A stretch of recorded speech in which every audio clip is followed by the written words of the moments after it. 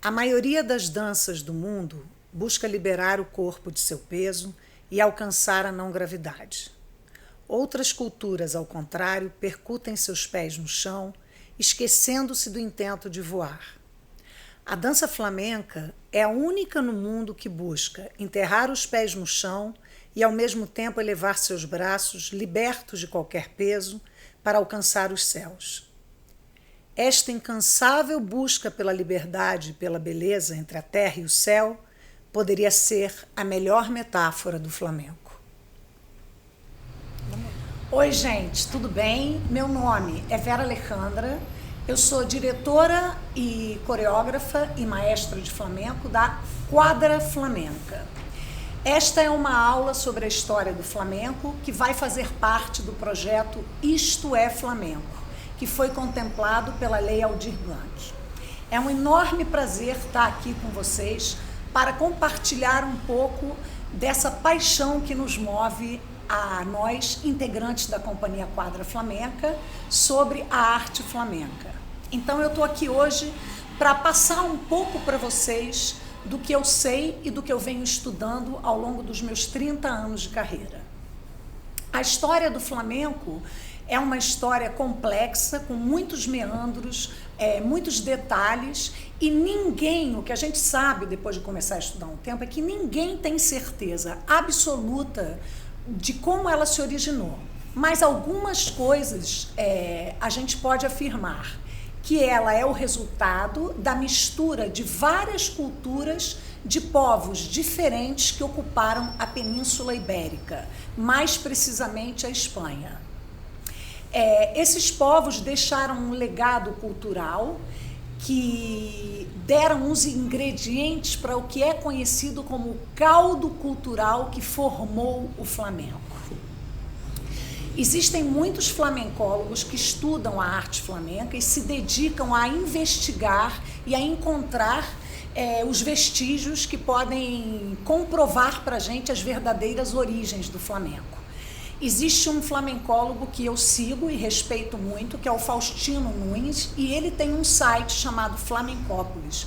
E muitas das informações que eu vou compartilhar aqui com vocês, eu pesquisei no site dele. Então eu queria, em primeiro lugar, também agradecer ao Faustino Nunes por todo o trabalho maravilhoso que ele faz para nós, amantes do flamenco. Bem, o flamenco, ele se apoia, ele é a arte que se baseia em 3 pilares importantíssimos, que são o cante flamenco, o toque flamenco e o baile flamenco.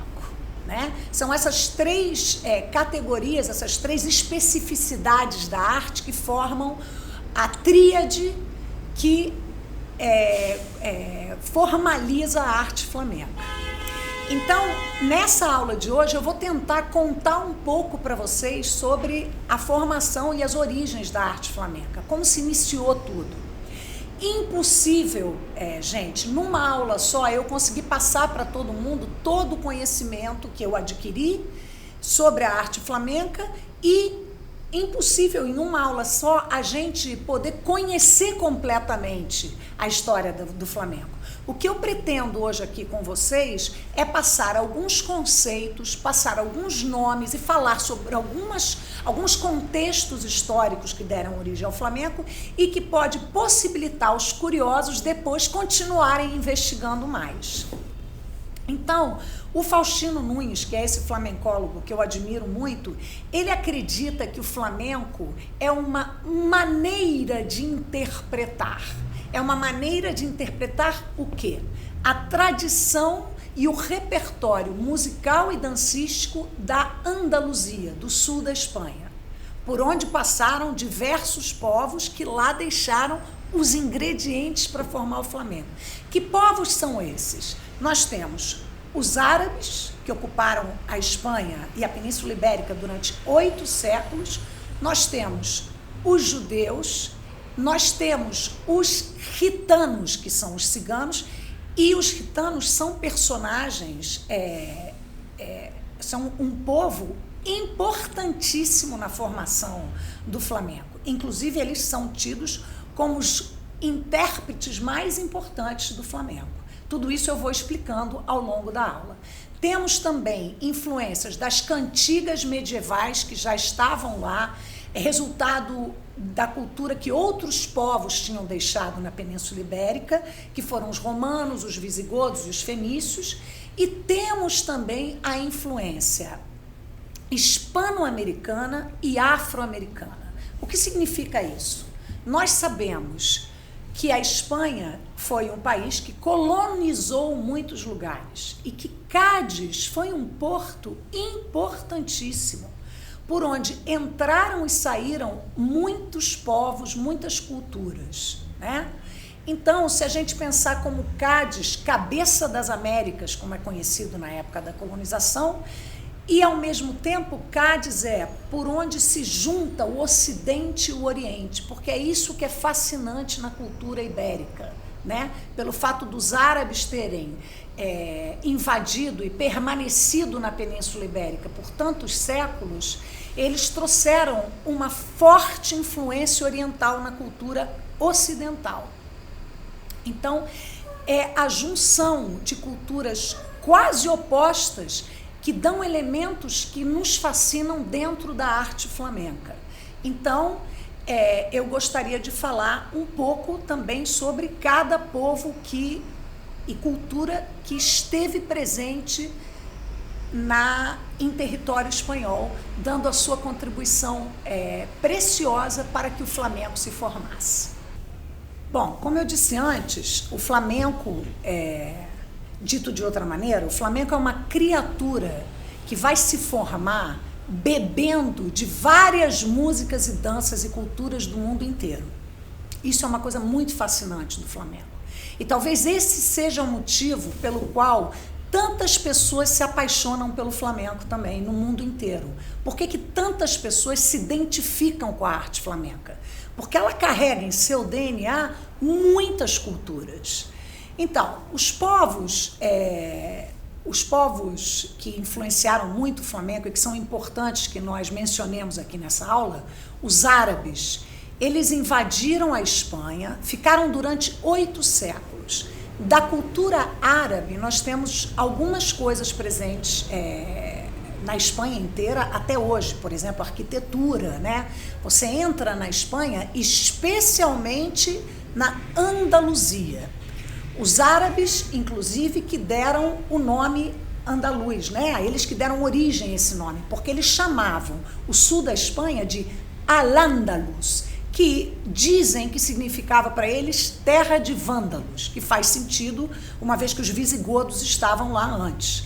Então, Al-Ándalus acabou virando Andaluzia, o nome pelo qual o sul da Espanha é conhecido até hoje.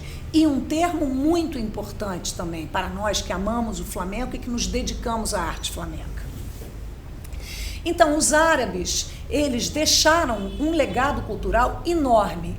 O que desse legado cultural é visivelmente árabe no flamenco? O melisma é a execução de várias notas sobre uma mesma sílaba, ou seja, você pega uma sílaba e canta ela com diversas notas musicais, a mesma sílaba, que é o famoso ai. Isso é uma das características mais marcantes de herança árabe no cante flamenco. Isso é muito importante da gente lembrar.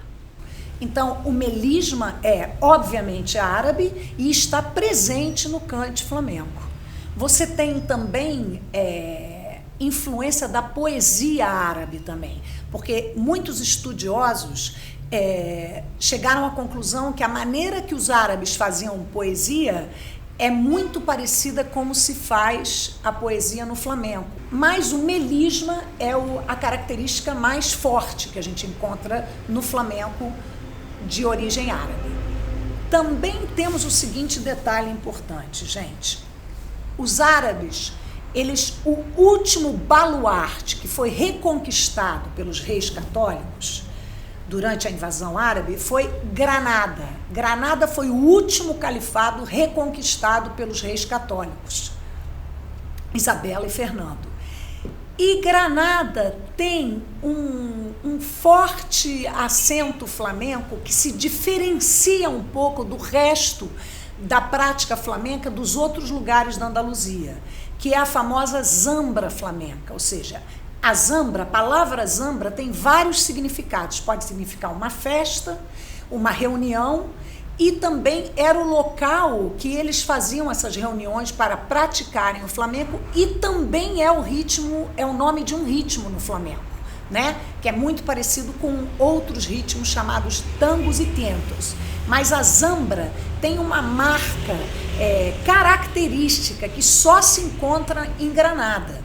E existem ritmos dentro do flamenco que são característicos do flamenco de Granada, que são, se não me engano, albolea, cachucha e la morca. São ritmos que você só encontra em Granada. Então, os árabes fazem uma contribuição fortíssima na cultura flamenca, na arte flamenca.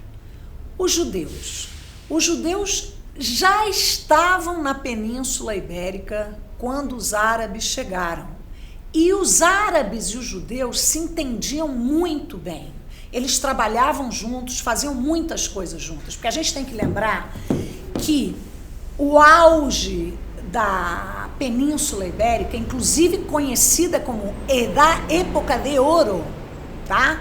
É a época que os árabes estão na Andaluzia. Porque os árabes eram muito avançados culturalmente, existiam universidades, nas ciências, na medicina, e muitos árabes trabalhavam com judeus. Dizem, inclusive, que eles desenvolveram um idioma juntos. Mas, enfim, os judeus também têm uma influência no flamenco, a maneira também das liturgias das sinagogas. Então, a maneira de cantar em algum tipo de ritual judeu, hebreu, é encontrado um similar no flamenco, por exemplo, nas saetas, que são as procissões religiosas do flamenco. A saeta é um tipo de cante que se faz nessa posição, que é muito parecido com o Kol Nidrei, ou seja, provavelmente o Kol Nidrei copiou as saetas, né? A gente também não pode ter certeza disso. E dizem que os judeus chamavam os gitanos, isso é uma lenda, mas é muito interessante, chamavam os gitanos para cantar nos coros, para, digamos assim, engrossar os corais das sinagogas. Então, aí também houve uma troca, né, musical. Existiam outros ritmos que acreditavam-se que vinham da influência judia, hebraica, mas se comprovou que não, como as peteneiras. As peteneiras, hoje em dia, é um ritmo flamenco, a gente sabe que vem, um palo flamenco, a gente sabe que vem do México, certo? Então já é uma influência hispano-americana dentro do flamenco. Gente, eu queria ressaltar mais uma vez que tudo isso que eu estou compartilhando com vocês aqui são crenças de estudiosos que desenvolveram seus estudos, ou seja, que acredita-se nisso, mas mais uma vez eu repito que não dá para ter certeza absoluta de todas as informações sobre a origem do flamenco. O que a gente pode ter certeza é que o flamenco é o resultado dessas misturas interessantíssimas. E aí nós chegamos nos gitanos, certo?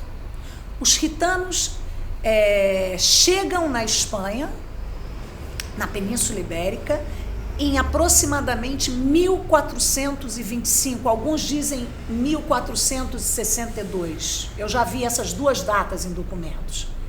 O primeiro gitano que temos comprovação de documento que entra na Espanha é um gitano cigano chamado Juan del Egipto. E aí vem uma coisa muito interessante, porque a palavra gitano, a origem é egipciano, gypsies, de egipcianos. Então, nós usamos até hoje o nome que foi dado a esse povo que entrou na Espanha, pelo lugar da onde eles vinham, pelo lugar de origem, que teoricamente seria o Egito. Hoje, nós sabemos que os gitanos vêm da Índia, do norte da Índia, de uma região chamada Punjab, provavelmente. E eles foram migrando até entrar na Europa. E aí tem uma parte que eu não vou me aprofundar aqui, que entraram alguns ciganos na Europa, na Península Ibérica, e outros foram para a Europa do Leste. Então aí também é uma questão, ou ficaram na Europa do Leste alguns e depois desceram, foram para a Espanha outra parte, né? Outras tribos de ciganos. Mas fato é que os gitanos entram na Espanha em que época? Justamente próxima à época que os árabes estão sendo definitivamente expulsos da península pelos reis católicos. Então, os ciganos entram, esse primeiro documento que se encontra sobre esse primeiro gitano que entra, Juan del Egipto, que ele recebe o que era na época um salvo-conduto para, né, transitar pelo território espanhol, certo? Aliás, pela Península Ibérica, porque eu acho que eles foram para Portugal também. Os gitanos se sentem muito bem na Espanha. E onde eles se sentem melhor ainda é na Andaluzia, no sul da Espanha, região onde nasce o flamenco. Eles se identificam com essa maneira andaluza de ser, com essa maneira alegre, com essa maneira de celebrar a vida, né? Então, os gitanos se instalam no sul da Espanha e aí acontece, eu vou pular um pouquinho a história, não muito, mas para a gente começar a entender como é que vai se formar, como é que é esse período, que é o que a gente conhece como o período pré-histórico ou primitivo do flamenco, tá? Que é justamente esses aproximadamente 300 anos onde essas culturas conversam e vão dando origem a essa tradição musical e de dança andaluza sobre a qual vai se erigir a arte flamenca. Então é muito importante a gente entender isso, porque o flamenco, da maneira que nós o conhecemos hoje, ele tem aproximadamente 200 anos, que é mais ou menos como ele vem sendo praticado com esse formato que nós conhecemos. Então, se ele existe há 200 anos e os gitanos estavam lá já há 500, né, digamos assim, né, 1400, 500, significa que houve um período onde dizem, inclusive, el flamenco se foi cocinando a fuego lento, certo? Então, os gitanos, eles contribuem com as principais características do flamenco, que é a maneira de interpretar o flamenco, que é a carga interpretativa, a maneira de fazer flamenco. É o gitano que dá essa maneira. E aonde que isso se imprime fortemente? Aonde que nós vamos ter o alicerce principal? En el cante flamenco, que é um dos 3 pilares sobre o qual o flamenco se forma. Então, o gitano, ele vai ser o principal intérprete de flamenco. E aí, gente, eu gostaria de abrir aqui um parênteses, porque existem muitas discussões sobre isso, reconhecidas, inclusive, pelos flamencólogos que estudam flamenco, que se o flamenco é gitano, se é só cigano, eu uso a palavra gitano e cigano para a gente sempre lembrar que estamos falando do mesmo povo, da mesma etnia. Só que em espanhol e no flamenco a gente usa mais a expressão gitano. Então, existe essa discussão permanente. O flamenco é dos ciganos, o flamenco não é dos... O flamenco é gitano também. E aí eu vou contar e vou fazer um parêntese sobre a questão da palavra gitano. Antes de eu prosseguir falando sobre os gitanos, tem um detalhe dos árabes que eu não falei, que é muito importante, que é o laúde, antecessor da guitarra flamenca, do qual o nosso guitarrista Alan Armas provavelmente falará mais detalhadamente na aula dele. Mas é muito importante a gente lembrar disso, né? Eles trouxeram o laúde, né? E através de um músico que foi muito importante nessa época, na corte acho que ele foi para Córdoba, que é o Ziriab, que é uma figura já lendária dentro do flamenco, e que parece que ele acrescentou uma corda e que fez realmente já o antecedente da guitarra flamenca. Mas voltando aos gitanos, e essa grande discussão, porque isso é muito importante para a gente entender também um pouco a história da arte flamenca. Os reis católicos expulsam os árabes e começam a perseguir todo mundo, os judeus, os árabes e os gitanos. E num determinado momento, próximo ao século 17, 18, eles são todos expulsos e eles vão para um local próximo à Baía de Cádiz, e muitos gitanos não tinham sido expulsos, mas eles tinham que se converter ao cristianismo, né, como todos, a maioria, porque você tem a Inquisição, aí você tem um período bem obscuro da história aí, e os árabes tinham sido realmente expulsos, eles não podiam permanecer. Então, existe uma teoria que se chama hipótese mourisca, que acredita que os árabes e alguns judeus também se juntaram a esses gitanos nesse espaço, nesse local, nessa região da Andaluzia, que é justamente onde vai nascer o cante flamenco. Vão se formar os primeiros núcleos de cante flamenco, porque a gente precisa entender que para compreendermos a arte flamenca, precisamos compreender e saber sobre o cante flamenco, porque ele é um dos maiores responsáveis pela criação, né? É um dos pilares mais importantes do flamenco. É a partir dele que o flamenco vai se conformando também.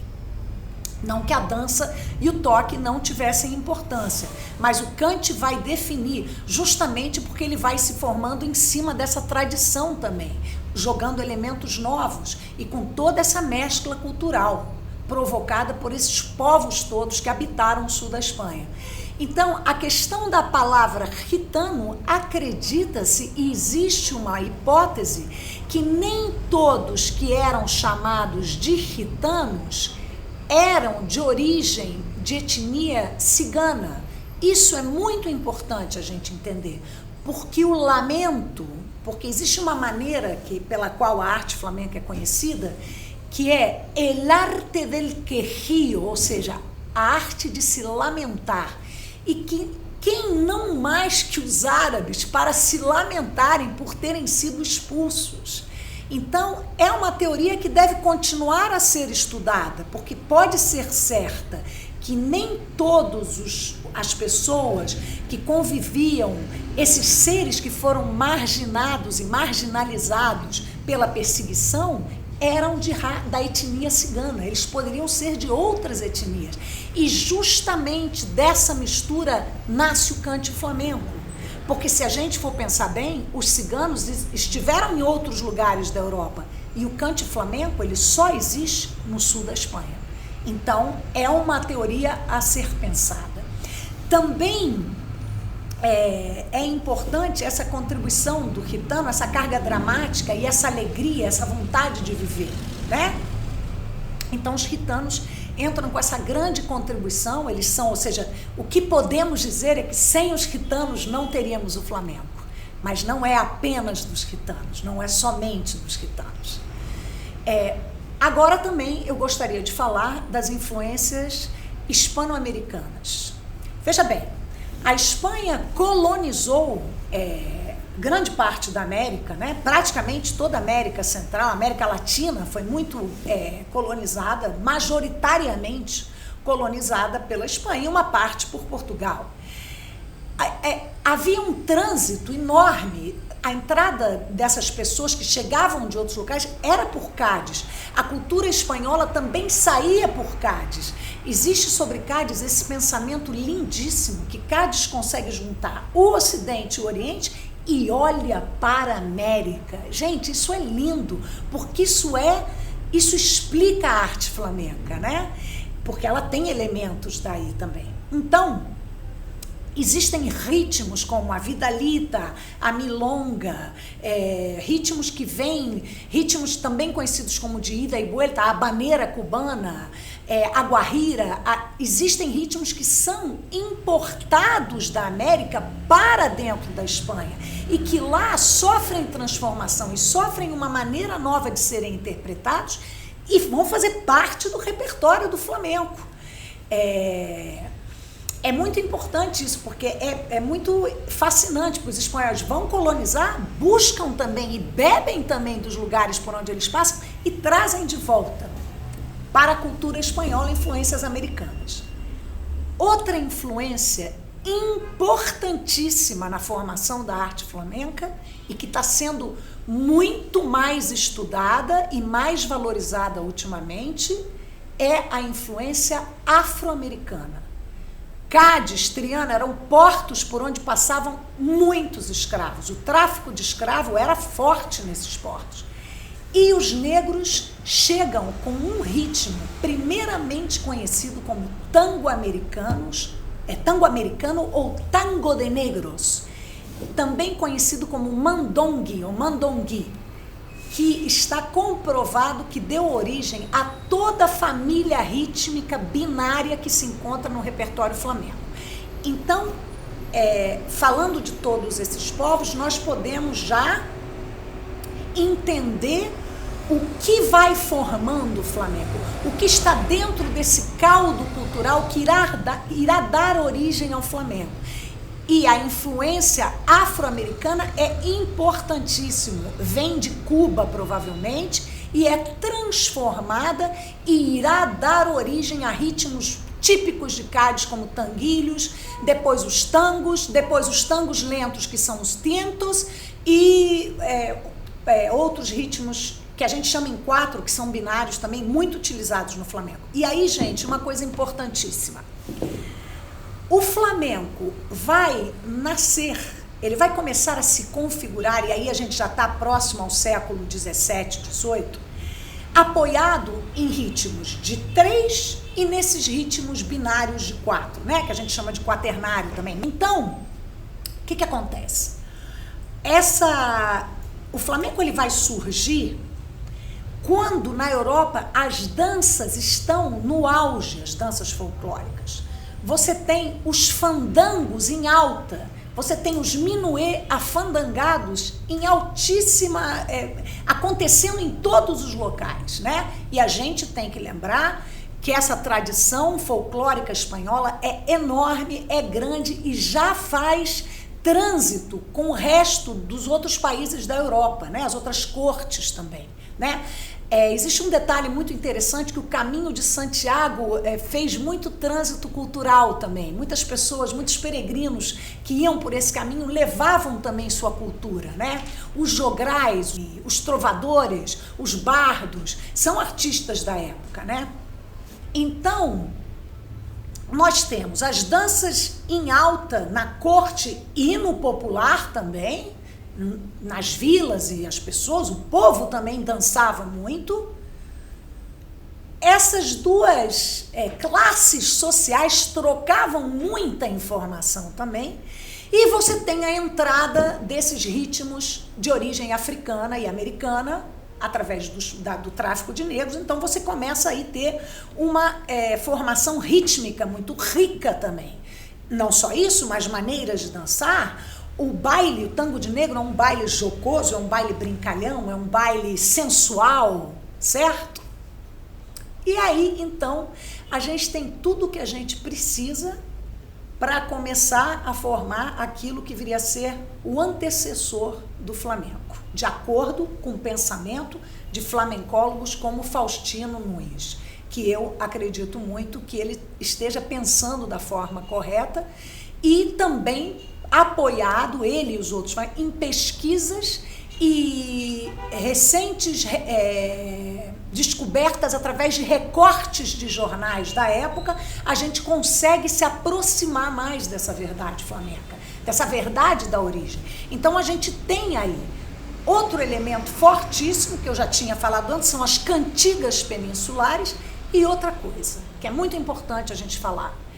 A Espanha é um lugar que adora festa. A Península Ibérica festeja. Eles gostam de festa. Eles têm uma tradição de teatro e de farsas curtas, las entremeses e las tonadillas, onde se originaram muitos dos ritmos que darão origem também ao repertório onde o flamenco vai se apoiar para se formar. Então, você tem muitos elementos que colaboram para a formação do que virão a ser os antecedentes da arte flamenca. Muito bem, gente. Agora eu gostaria de entrar mais propriamente mesmo no que já vai ser conhecido como a arte flamenca. Mas para isso nós vamos falar da escola bolera, que foi o que nós hoje acreditamos, e eu concordo com vários flamencólogos que estão comprovando isso através do que eu falei antes, de estarem sendo encontrados recortes de jornais que nos mostram esse caminho. Bom, muito bem.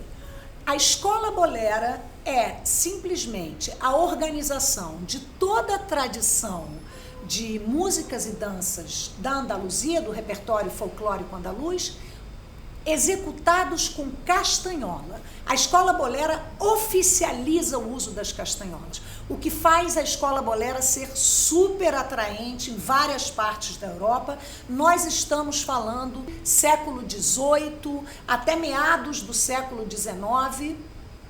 Essa é a Escola Bolera, é a escola dançada por muitos artistas e às vezes não artistas também, né? É uma prática que vai crescendo. A Escola Bolera, ela tem características em comum com o balé clássico e com as outras danças, dança barroca, que estavam em alta na época também, mas ela se caracteriza e se diferencia justamente porque ela vem com muito mais ornamentos e com a utilização da parte superior do corpo. Então, a Escola Bolera é um baile alegre, também forte, que utiliza também toda essa tradição, esse caldo que já está lá, né, que já vinha se cozinhando, e esse artista, que é o artista bolero, que é provavelmente o artista que nós encontraremos nos bailes de Candil, que são os primeiros locais onde vai se praticar o que a gente já pode chamar da etapa, né, do pré-flamenco, ou seja, era ainda a Escola Bolera, mas já virá com muitos elementos que estarão presentes no flamenco. O repertório, porque é isso que essas fases vão fazendo. Elas vão definindo o repertório do folclore andaluz sobre o qual irá se erigir e se formar a arte flamenca. Os bailes de Candil, onde muito provavelmente estavam os praticantes da Escola Bolera, ainda não o flamenco, mas a Escola Bolera, são bailes que acontecem no século XVIII, mais ou menos, geralmente de cunho mais popular.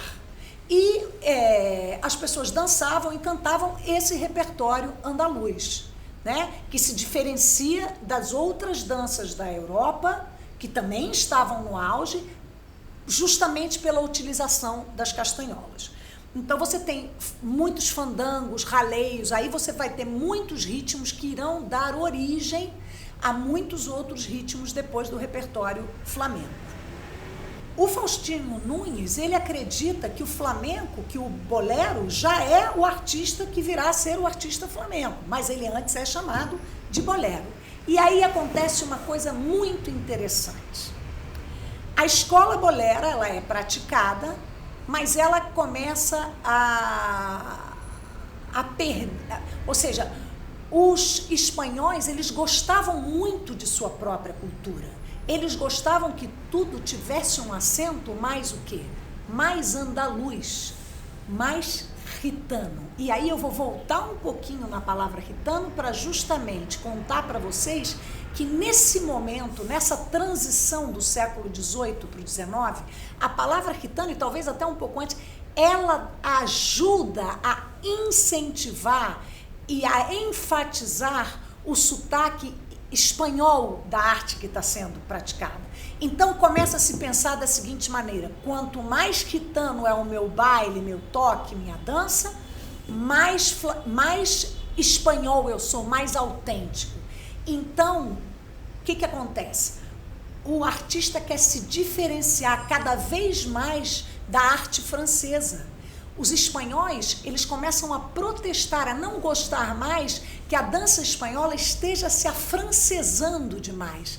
E é nesse momento que o flamenco vai nascer, vai se constituir e vai se oficializar.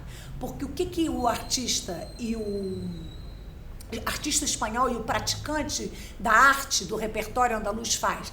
Ele começa a perceber que quanto mais próximo do trejeito gitano ele praticar a arte dele, mais autêntico ele será. E aí nasce o flamenco, como uma forma de protesto também contra o afrancesamento da dança espanhola. E aí eu gostaria de começar a falar um pouco sobre os cafés cantantes e os salões onde esse processo se constitui, onde esse processo se dá e definitivamente o flamenco, a palavra flamenco vai aparecer e o flamenco começa a ser a arte praticada já sendo chamada de flamenco, porque isso é muito importante. A palavra flamenco, ela não aparece até de acordo com os recortes de jornais, a palavra flamenco não aparece até mais ou menos 1847, 1850, nesse período, ou seja, até meados do século XIX. Até então, os artistas eram chamados de artistas boleros, inclusive los boleros, né? E você começa a ver nos recortes de jornais que o repertório já é meio flamenco, mas eles continuam sendo chamados de boleros, porque aí acontece essa fase de transição, que se dá da seguinte maneira: Sevilha sempre foi a capital da dança. Sevilha, no século XVIII e XIX, já tinha uma prática artística riquíssima. Já viajavam, Andaluzia, inclusive, já era visitada por muitos estrangeiros que iam ver os espetáculos, que iam ver as danças espanholas, o folclore andaluz, os bailarinos boleros, ou seja, já havia um artisteo, como se diz em espanhol, muito forte na Andaluzia. E, justamente, nesse momento, os gitanos, eles cantavam já, bailavam, mas muito mais em festas particulares, nas suas casas. Era uma arte que ainda não tinha, estavam saindo, faziam shows, dançavam, trabalhavam, mas ainda não existiam os locais para ninguém onde as pessoas pudessem se apresentar, e eles não iam para os teatros se apresentar. Isso era muito mais os boleros que faziam. Alguns gitanos já faziam, mas uma coisa muito mais tímida da parte da etnia cigana, participar ainda assim ativamente dessa vida profissional. E é nesse momento, em meados do século, finais do século XVIII e meados do século XIX, que isso começa a mudar. E você vai começar a ter muitas academias de dança em Sevilha. E essas academias, os salones de baile, o que acontecia? Durante o dia eram escolas de baile. Que baile? O baile da escola bolera. E à noite, essas mesmas academias se transformavam em locais de shows. E as pessoas pagavam ingressos para verem esses artistas, esses boleros, esses músicos tocarem, cantarem e dançarem aquilo que seria já o pré-flamenco, certo? O que começa a acontecer? Esses artistas boleros começam a praticar e, às vezes, nesses salões mesmo, começam a aparecer artistas gitanos que dançam como convidados, dançam um número, dançam outro, cantam, tocam e dançam já como artistas convidados. Em paralelo aos salões que estão abertos e no auge em Sevilha, que são muitos, aparece uma figura que vai ser definitiva e central para profissionalizar o artista flamenco, que é Silvério Franconetti. Ele vai inaugurar o Café Cantante. Então vamos lá, vamos falar um pouco dos cafés cantantes e um detalhe importante que eu gostaria de falar, que é como o flamenco era conhecido quando a palavra flamenco ainda não existia. O flamenco era conhecido como baile de aire nacional ou bailes gitanos, por isso que é muito importante essa questão da palavra gitano, andaluz. São palavras que vão caracterizar a arte andaluza, a arte flamenca. E, claro, depois, para sempre, ficará a palavra flamenca, né? Como entendido como uma maneira de ser, como uma maneira de interpretar esse folclore, esse repertório. Então, o Café Cantante é nada mais, nada menos que uma tentativa de reproduzir os cafés de chant franceses, né? Que existiam em Paris. Paris sempre ditava moda desde aquela época, e os espanhóis falaram, bom, então nós vamos fazer os nossos cafés cantantes. O que acontece? Aquele repertório que estava se cozinhando durante 200, 300 anos, é um repertório que está pronto. Tanto o toque, o cante, o baile, ele amadureceu. Né? Essas são palavras do Faustino, do Flamencópolis, e que eu acho incríveis, porque nos fazem entender melhor também. Então, o que acontece? No Café Cantante, o artista vai ter a possibilidade de exercer a sua profissão de artista flamenco. E o que começa a acontecer? nos cafés cantantes é que no início você tinha, por exemplo, 4 artistas boleros e um artista mais gitano, e isso vai começando a mudar. Você passa a ter 2 boleros, 2 que já são mais flamencos, até que o baile de castanholas, o baile bolero, a escola que precede o flamenco, vai caindo em desuso. Os instrumentos, a pandeireta, alguns instrumentos que se usavam na escola bolera para tocar, para dançar, vão parando de ser utilizados. A guitarra já existe, a guitarra flamenca está lá já. O cante já vem sendo praticado, seja nos lares gitanos, seja nos bairros, seja nas festas particulares. Esse cante já está nos salões, nas academias. Então, esse artista flamenco, ele já está com tudo para ser e para propagar a arte flamenca. Então, o Café de Cante, ele é um local, o Café Cantante, importantíssimo, porque ele vai, através dos espetáculos que neles são praticados, vai se formar e vai se definir a estrutura da arte flamenca como nós a conhecemos praticamente até hoje. E do que eu estou falando? Eu estou falando do principal elemento do flamenco, que é a relação entre a guitarra, o cante e o baile flamenco. Isso é o que se chama flamenco, essa relação. Como o bailarino se relaciona com a guitarra e com o cante. Nossas aulas desse projeto do Isto é Flamenco, nós estaremos com aulas onde nós explicaremos mais várias coisas que eu estou falando aqui. Serão muitas aulas interessantes onde vocês poderão conhecer melhor outras informações do flamenco. E essa parte da estrutura de um baile flamenco é fundamental para quem quer cantar, tocar ou bailar flamenco. Especialmente bailar, você precisa conhecer esses códigos. E são esses códigos que vão se definir na prática dos artistas do Café Cantante, que se inauguram aproximadamente em 1850, 1860 e vão até 1920, por aí. Os cafés cantantes também passam por situações inusitadas, muita bebedeira, tem muita briga, isso começa a se repetir até que um momento o governo decreta el cierre de los cafés cantantes, ou seja, os cafés têm que fechar. E muitos artistas importantíssimos que estiveram nos cafés de canto, La Macarrona, La Niña de los Peines, muitos artistas se fizeram nos cafés cantantes e eles ficaram desempregados, porque era o local onde eles trabalhavam.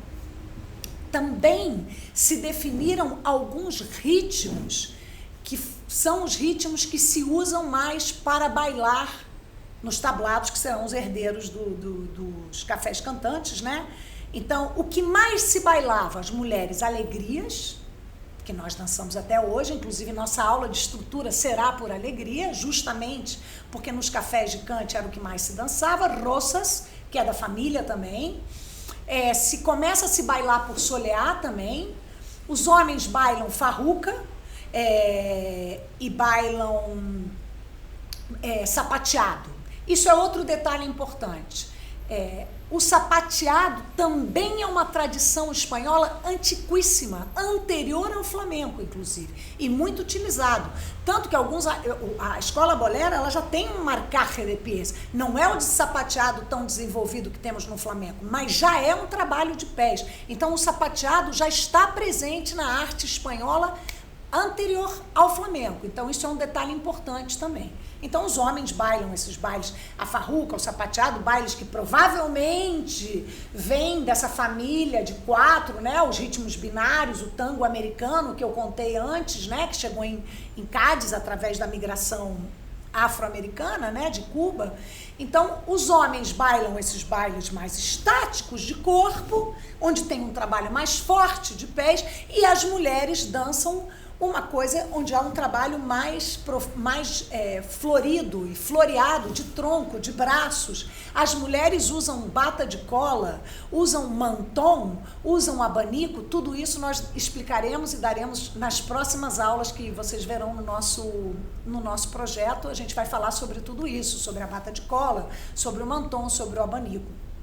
Então, a mulher... a bata de cola, né, que é o vestido um pouco mais longo, que justamente é o vestido que se usava na época. Então, a mulher tem esse baile com menos sapateado, nessa época dos cafés cantantes.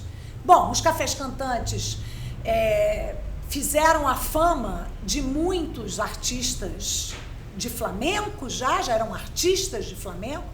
Tem uma história interessante também, que pode ser um boato ou não, mas que a gente tem que levar em consideração, que os artistas que eram mais de escola bolera, com esses artistas que fazem um baile mais arquitanado, mais andaluz, mais já flamenco, eles ensaiam juntos nos salões, nas academias e nos tablados.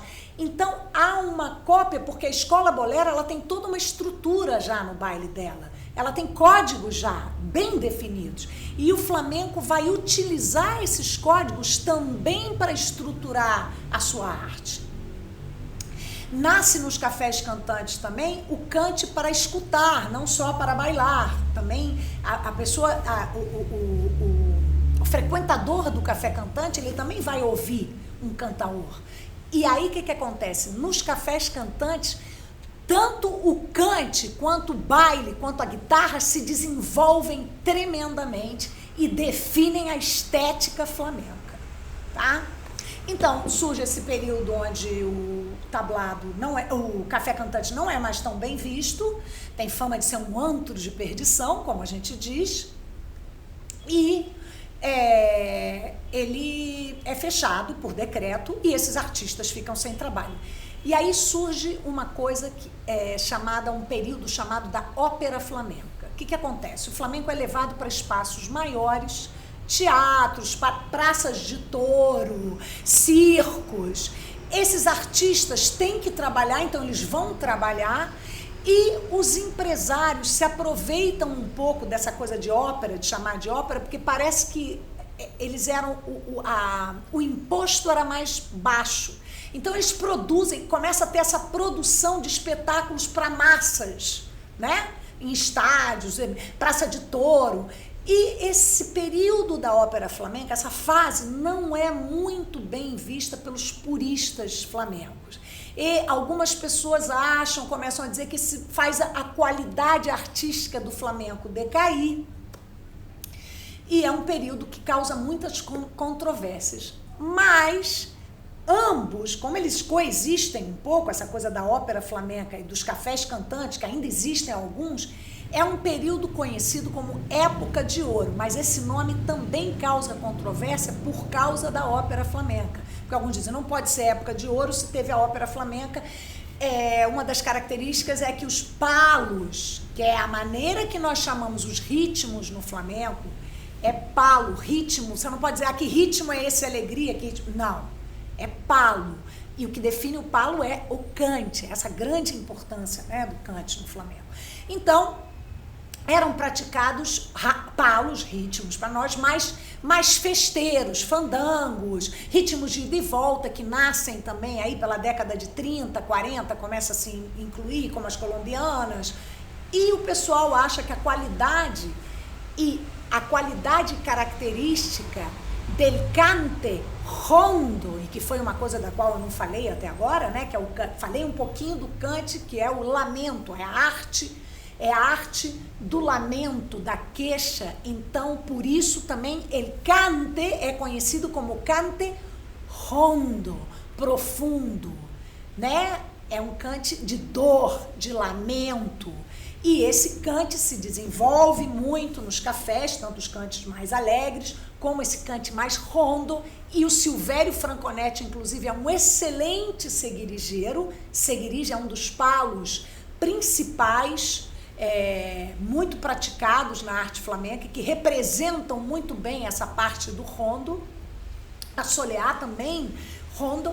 Então, esses cantes se desenvolvem muito também nos cafés cantantes. né? E nessas festas onde as pessoas iam ouvir o flamenco já, né? O flamenco passa a ser procurado também para que se escute flamenco também.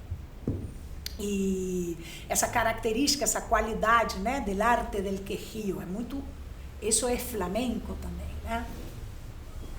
Então, voltando à ópera flamenca, esse nome é por causa desses lugares que era apresentado e também por essa questão de que, chamando de ópera, parece que tinha uma questão dos impostos que eram mais baratos, então os produtores se aproveitaram. Mas apesar de ser uma época vista com maus olhos, muitos artistas ganharam fama e se desenvolveram também nesses espetáculos para massas maiores, tá? Muitos artistas trabalharam nesse período, grandes artistas de flamenco, e foi importante que eles trabalhassem aí. É um período que dura um tempo também, e também no começo do século XX, já com a palavra flamenco já sólida, ou seja, já é flamenco, já é arte flamenca, né? Já chamamos de flamenco. Acaba esse período da ópera flamenca, mas surge também as grandes companhias de dança espanhola. Ou seja, o flamenco começa a ser pensado para grandes encenações teatrais.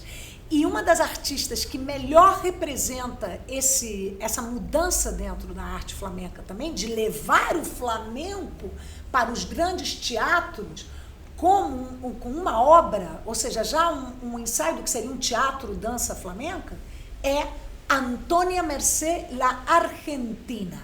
Então, essa bailarina era completíssima, ela era formada em música, em escola bolera, regional também, um pouquinho, daqui a pouco eu vou falar dessas 4 divisões dentro da dança espanhola, brevemente. A Argentina, ela leva o flamenco para essa categoria de encenações teatrais, ela começa a pensar em figurinos, em iluminação, na música. Ela faz, como ela é uma estudiosa eterna do flamenco, porque ela é filha de 2 diretores de um balé espanhol, eles estavam em turnê pela América do Sul e por isso a Argentina nasce em Buenos Aires, mas ela é espanhola. Mas ela se forma nesse ambiente dos pais e quando ela já é uma jovem bailarina, ela começa a ir para Andaluzia para estudar com os gitanos o flamenco mais de raiz, que é o que ela quer entender, aprender e incluir na arte dela. E ela faz isso com uma categoria incrível. Alguns dizem que ela pode ter sido a criadora do clássico espanhol, e eu já vou explicar sobre isso. Então, a Argentina cria espetáculos importantíssimos, ela era muito amiga do Manuel de Falla e do Garcia Lorca, e ela cria espetáculos que viajam o mundo inteiro. Então, ela começa a levar o flamenco para plateias mundiais, tanto na América Latina, América do Sul, quanto Estados Unidos. Também, além dela, a Argentinita também faz esse trabalho, que é Encarnación López, a irmã da Pilar López, são nomes importantíssimos. Antônio Ruiz, el bailarín. Existem nomes, Vicente Escudeiro, são nomes que vão levar a arte espanhola e flamenca para o mundo no começo do século XX. E é muito importante, são pessoas que trabalham com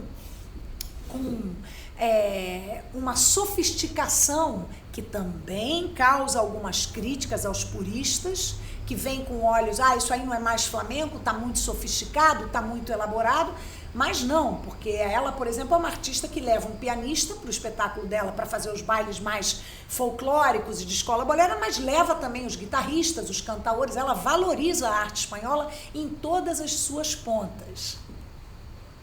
Então, nessa época também, em 1922, outro evento importante, por isso eu vou falar, Garcia Lorca e Manuel de Falla criam o primeiro concurso de cante flamenco. E eles fazem isso para poder reavivar o cante flamenco. Diante dessas coisas que eu contei antes, eles querem revalorizar o cante mais puro. Então, eles abrem esse primeiro concurso de cante flamenco, no qual os festivais na década de 50 irão se inspirar também para criar seus festivais que existem até hoje. E o interessante desse festival é que eles proibiram os cantores profissionais de flamenco de participar. Mas foi festival, foi importante, fez surgir vários talentos, né? Do cante também, então é um fato importante. Garcia Lorca, muitos não sabem, mas ele era músico, além de poeta, um músico que fez muito pelo flamenco, tanto através da literatura dele, quanto através da poesia dele. Ele tem uma parte da poesia, o romanceiro gitano, ou seja, o Lorca, graças ao Lorca, muitas pessoas sabem o que é flamenco também. E o Manuel de Falla foi um grande músico, espanhol também, da música mais erudita espanhola, criador de obras emblemáticas como Amor Brujo, por exemplo, La Vida Breve, um compositor, um pianista incrível, que era amigo da Argentina. Todos esses artistas conversavam nesse início do século XX, que é um momento muito importante na Europa também, né? E que vai preceder um momento muito triste da Guerra Civil Espanhola, que também vai deixar os flamencos sem trabalho, num momento de decadência também, um momento muito complexo também, né? Onde muitos perderam o trabalho e perderam tudo, né? Não só o trabalho, né? Foi um momento muito triste para a Espanha também. Mas é isso. Não só aconteceram coisas que foram criticadas, mas também essa criação dos balés flamencos, criando também mais uma estética importante para a divulgação da dança espanhola.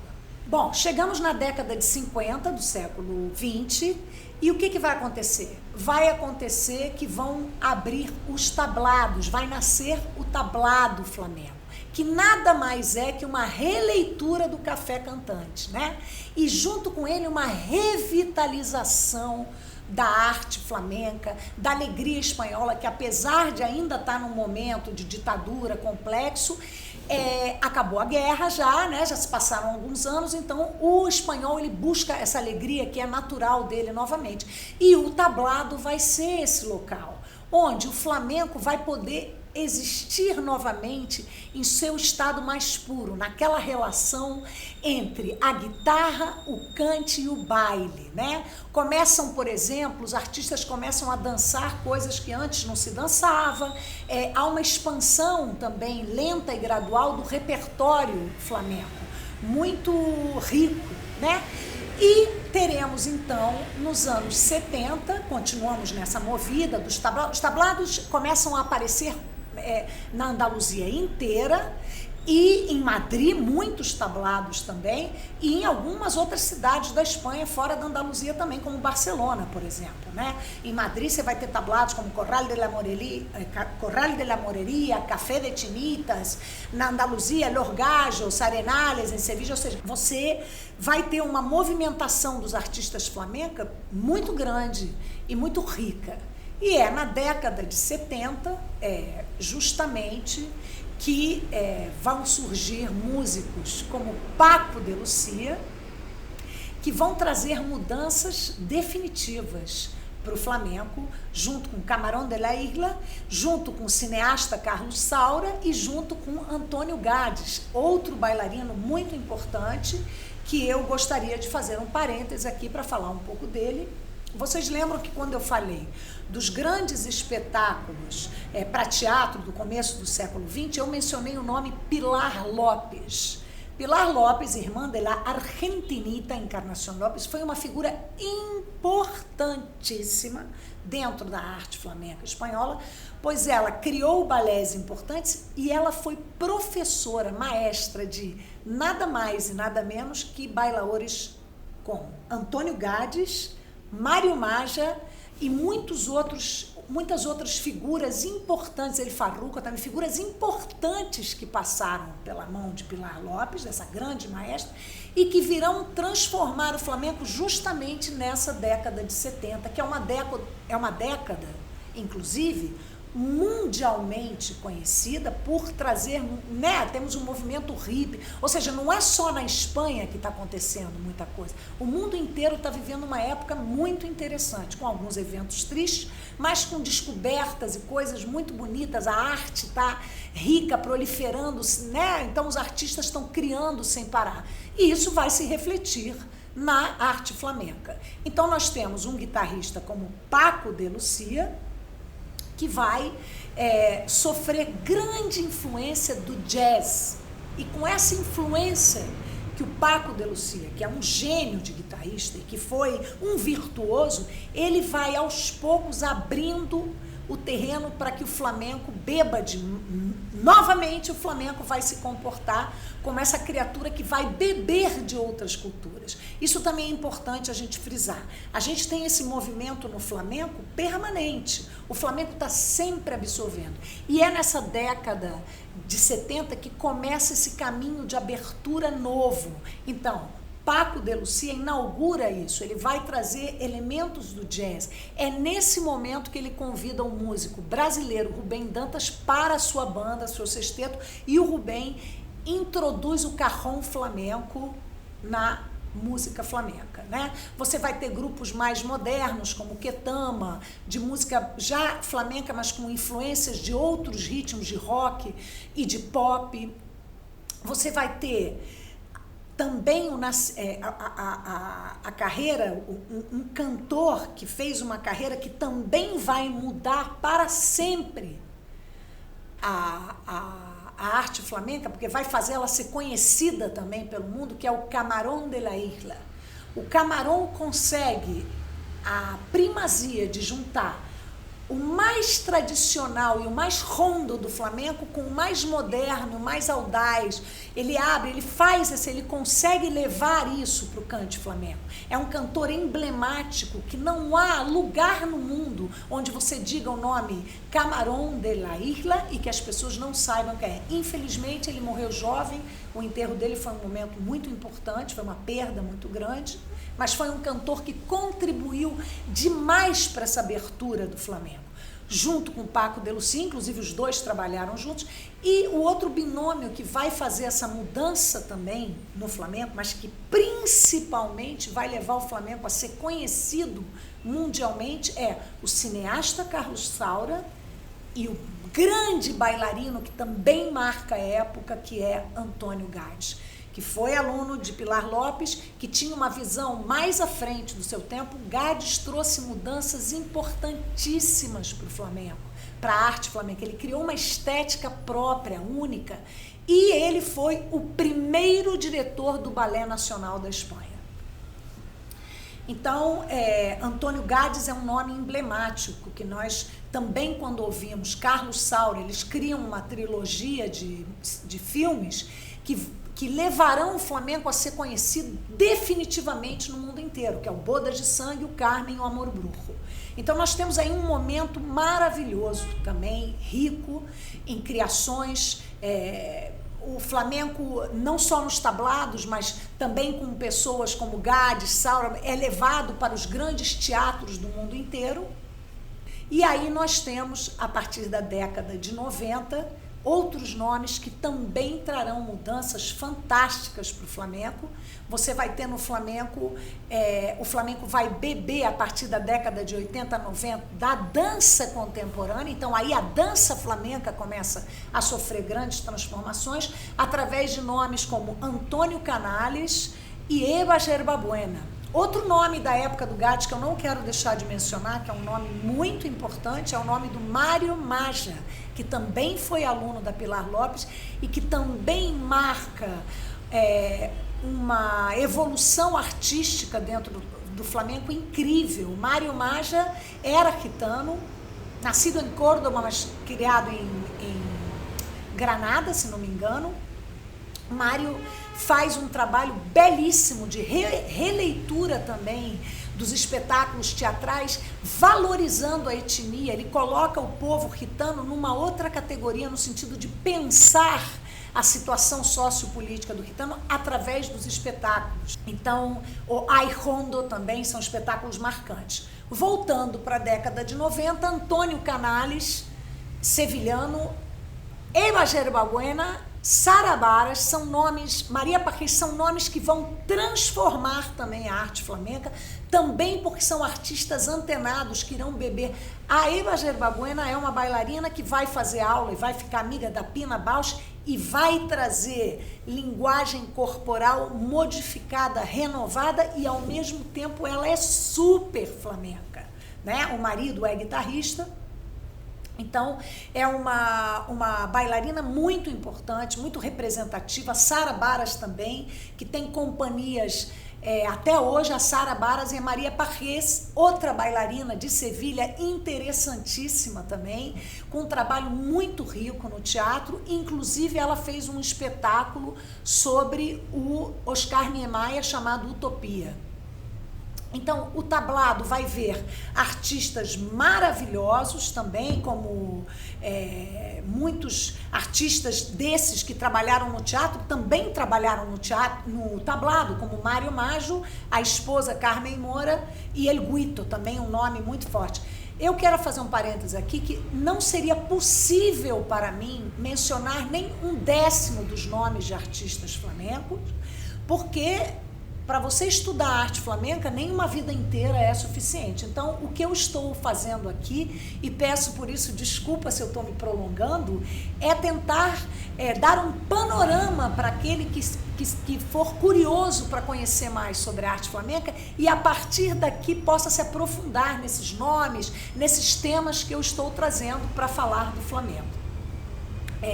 Seria impossível para mim cobrir todas as pontas, mas eu estou tentando dar um panorama rico para que vocês possam, a partir daí, estudar mais.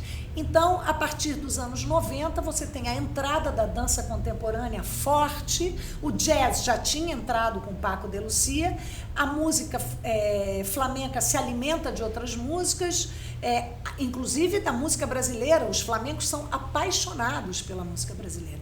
E a partir daí você tem grandes transformações.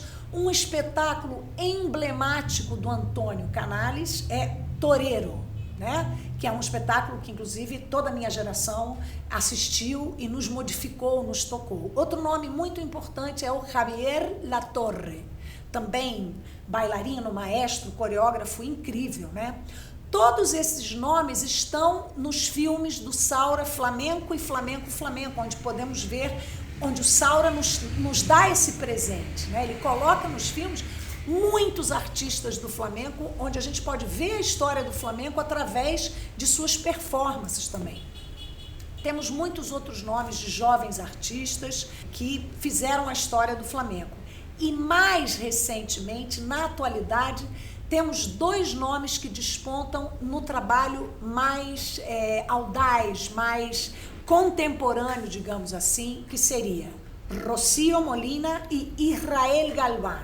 São 2 jovens bailarinos que fazem um trabalho muito diferente, muito autêntico com a arte flamenca. Então, são 2 nomes que, se você quer conhecer o flamenco, é importante, da atualidade, você vê.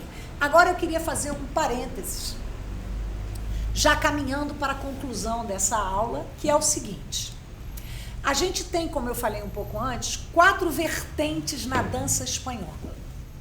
E é muito importante que a gente entenda isso. A dança espanhola ela é composta da dança regional, que vem a ser o folclore dos locais espanhóis, né? De cada lugar da Espanha você tem uma dança típica, isso seria a dança regional ou folclórica.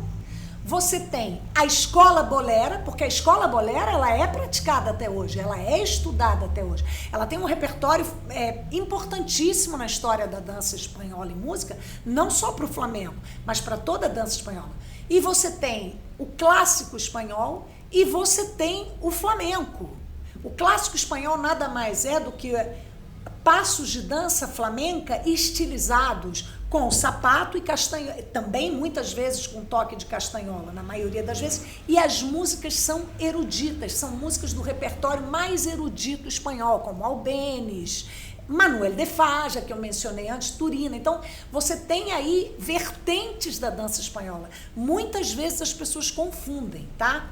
Também dentro da arte flamenca, você tem pessoas e uma tendência natural, às vezes, falarmos de flamenco mais de raiz, que seria o flamenco praticado por pessoas que bailam o baile mais gitano. Não sempre são da etnia cigana. Você pode ter bailarinos que dançam o flamenco mais de raiz e que não são de asa, mas você tem também artistas espetaculares da etnia gitana e que eu não posso deixar de mencionar aqui, que são os farruco, que é uma família importantíssima da arte flamenca e que tem em seu jovem representante Farruquito, que é conhecido como El Príncipe del Flamenco, um grande representante da arte flamenca. Você tem Juana Maia e você tem Manuela Carrasco, isso para mencionar alguns nomes do flamenco de raiz. Então,